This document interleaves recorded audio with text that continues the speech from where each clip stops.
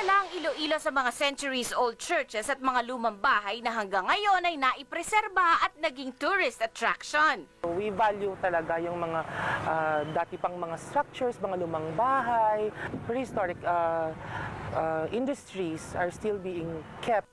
Unang pinasyalan ko ang Kaminya Balay nga Bato sa Arevalo District.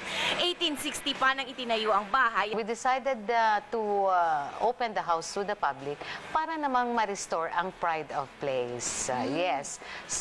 Kasi pagpunta mo dito sa Kaminya Balay nga Bato, you will get a slice of history. Ganito po kami ngayon. Ganito rin kami noon. Pagpasok pa lang sa bahay, unang dadaanan ng almasen o silong ng bahay. At para mapanhikang itaas, dadaan muna sa eskalera principal o hagdanan na 46 degrees ang angle. Kaya kailangan patagilid ang pag-akyat. Ganito raw ang disenyo ng lumang bahay para proteksyon kung may mga piratang parating. Habang nililibot ang buong kabahayan, mapapahanga ka sa mga antigong gamit.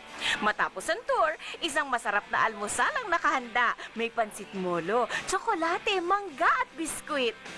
Popular din sa mga turista ang Nelly's Garden sa Haro. Ito ang Lopez Heritage House.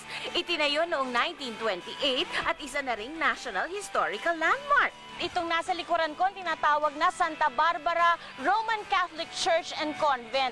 Dito ay nagpugad at gumawa ng headquarters sa mga sandalo at kumalinga rin ng mga natamaan at naging biktima ng gera. Ang simbahan ay nagsisilbing patunay sa naging kontribusyon ng mga Ilonggo na makamit ang ating kalayaan.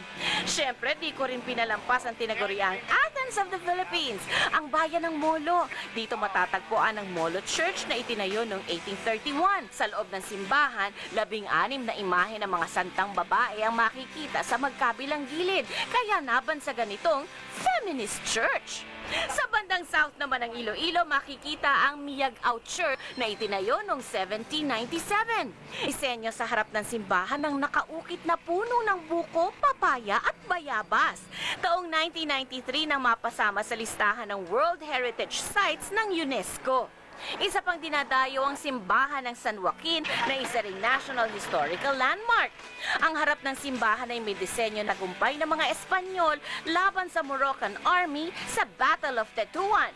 Ilan lang yan sa mga pwedeng pasyalan sa Iloilo. Patunay lang kung gaano kayaman ang kanilang kasaysayan, kaya sa inyong paggala, isama sa listahan ang Iloilo.